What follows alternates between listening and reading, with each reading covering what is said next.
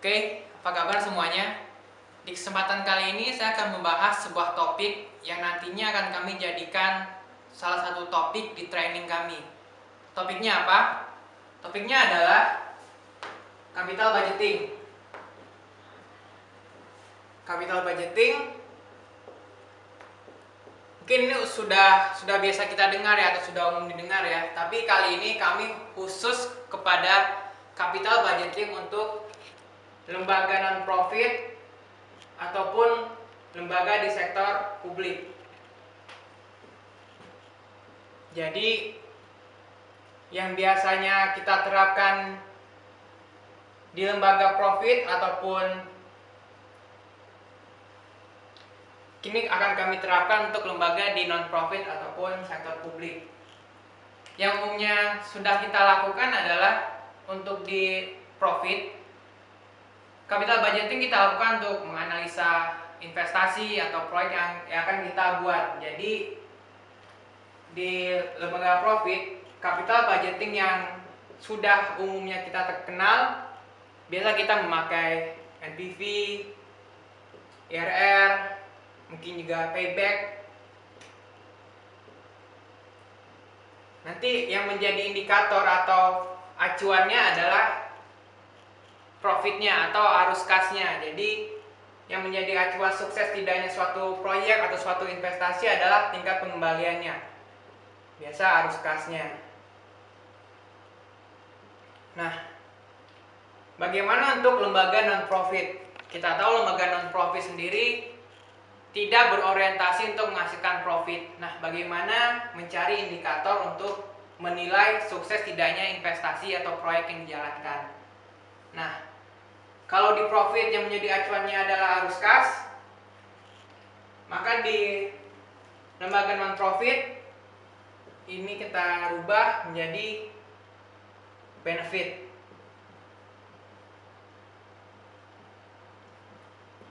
Ini di lembaga non-profit.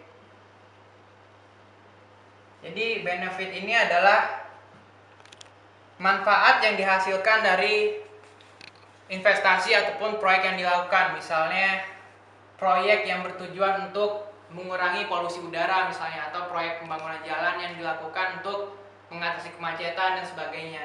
Nah, jadi intinya capital budgeting adalah sebenarnya dia ingin mengetahui, misalnya di sini ada investasi.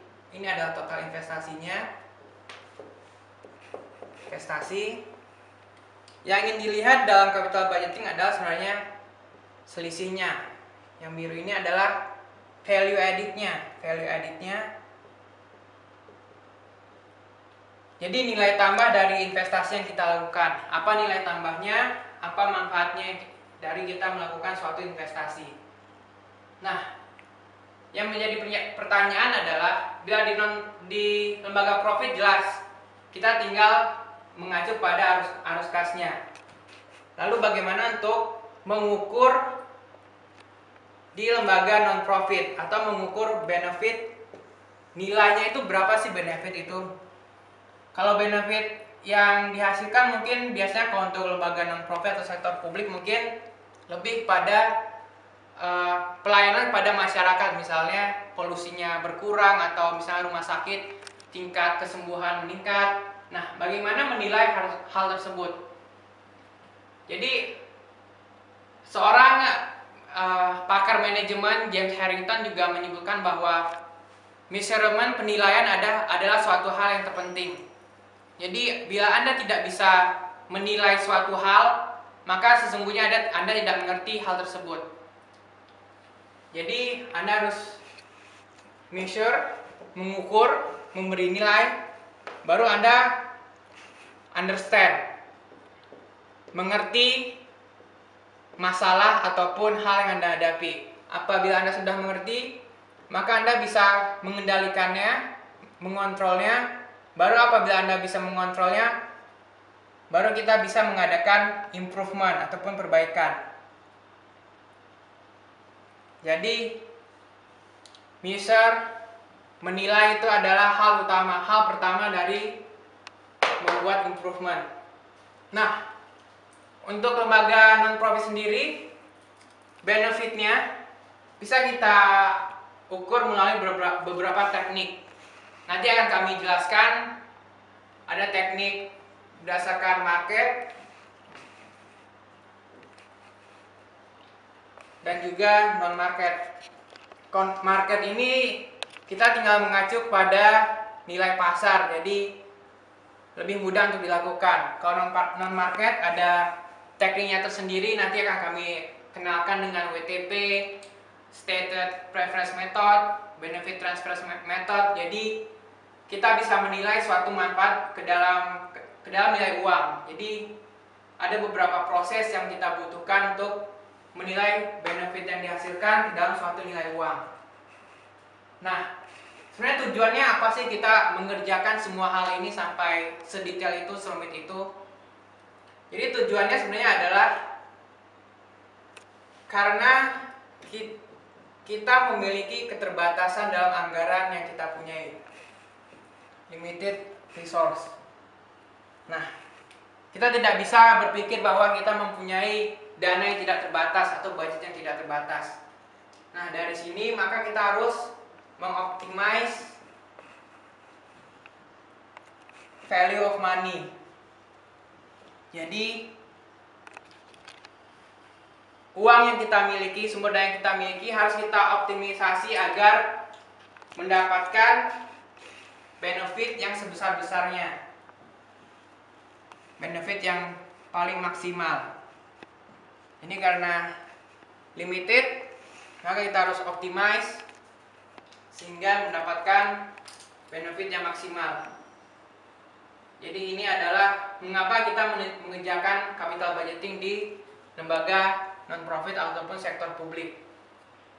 Nah, untuk di lembaga sektor publik umumnya juga sudah dikenal beberapa metode pengerjaan untuk melakukan capital budgeting. Di sektor non-profit ataupun publik tidak dikenal istilah capital budgeting, tapi yang dikenal adalah CBA, CEA, ataupun MCA. CBA ini adalah Cost Benefit Analysis, dan ini merupakan metode yang paling utama untuk dikerjakan melakukan hal capital budgeting di sektor publik ataupun non-profit. Jadi dia melihat keseluruhan cost dan benefitnya, dia lihat dari segala aspek. Nanti akan dia bandingkan apakah antara cost yang dibutuhkan akan menghasilkan benefit yang lebih bermanfaat dibandingkan dengan cost yang dikeluarkan. Nah,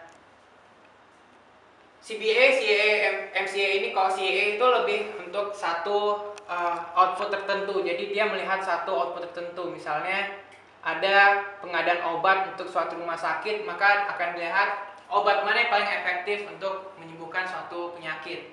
Kalau MCA ini multi criteria analysis, dia lebih pada seperti pembobotan dari manfaat-manfaat yang dihasilkan dari suatu investasi atau proyek. Nah, semua ini merupakan, dalam pengerjaannya semua merupakan rangkaian pengerjaan yang cukup detail. Jadi nanti akan ada pengerjaan mulai dari identifikasi masalahnya apa, nanti banyak proses-prosesnya, tahapannya banyak, sampai kita menemukan opsi terbaik untuk mengatasi masalah yang kita hadapi. Pengerjaan ini juga akan melakukan pendiskonan. Jadi akan dilakukan pemotongan atas proyeksi yang kita lakukan, karena semua hal yang menyangkut tentang masa depan itu halnya tidak pasti dan ada resiko yang kita hadapi. Dan tentu saja mungkin karena faktor dari time value of money. Nah, untuk diskontonya sendiri ada, untuk lembaga non-profit ataupun sektor publik ada metode khususnya. Jadi dia agak berbeda dengan tingkat diskonto di sektor profit. Jadi ada metodenya namanya SRTP dan OCC. Jadi SRTP Social Rate of Time Preference dan OCC Opportunity Cost of Capital. Jadi ada teknik khususnya untuk mencari tingkat diskonto di lembaga non-profit. Nah, jadi di training nanti kami akan menjelaskan tentang penggunaan CBA, CAA, MCA, esensinya kenapa kita mengerjakannya, filosofinya kenapa. Juga akan kami jelaskan beberapa tahapan, step-stepnya, cara mengerjakannya secara detail. Bila Anda masih kurang mengerti dan masih penasaran, Anda bisa mengunjungi website kami www.futurumkorfinance.com